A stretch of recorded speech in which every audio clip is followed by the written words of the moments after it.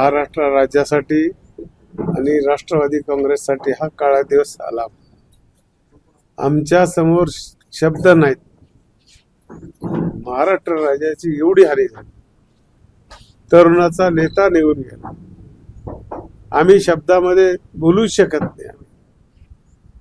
जीवापाड प्रेम करणारा, गोरगरीब सर्वसामान्य माणसाला न्याय देणारा नेता, अशी ओळख दादाची होती. एक इच्छा राहून गेली दादाची.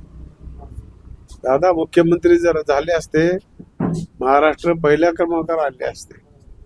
असं वाटायचं मला बऱ्याच वेळेस की ह्या माणसावर जीव ओळून टाकावं.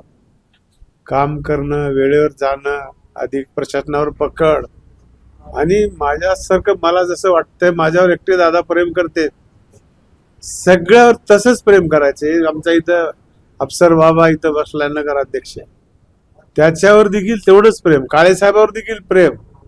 काळेसाहेबावर विशेष राहायचं प्रेम. त्याला राग राग बोलल्यासारखं बोलायचे, पण अधिकारातून दादा बोलायचे. आणि शेवटची भेट 25 तारखेला 5 वाजता दादाची आणि माझी नांदेडमध्ये दुर्दैवी भेट झाली.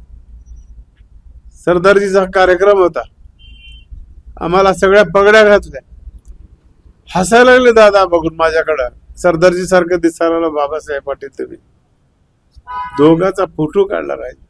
हीच आमची दादाची शेवटची भेट.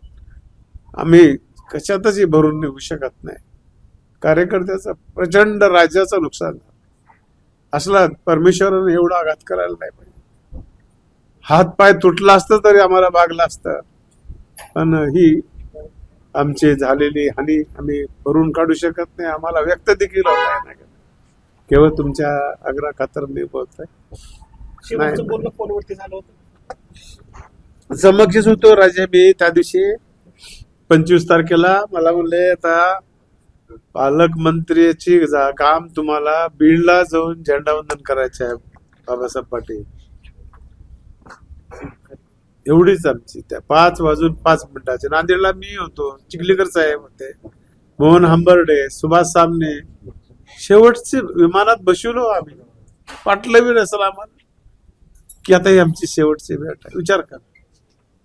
सगळ्याची काळजी घेणार, सगळ्याची कार्यकर्त्यासहित, आणि राज्यातली, जिल्ह्यातली आणि तालुक्यातली इत्तंभूत माहिती आणि सगळ्या गोष्टीचं ज्ञान शक्यच नाही.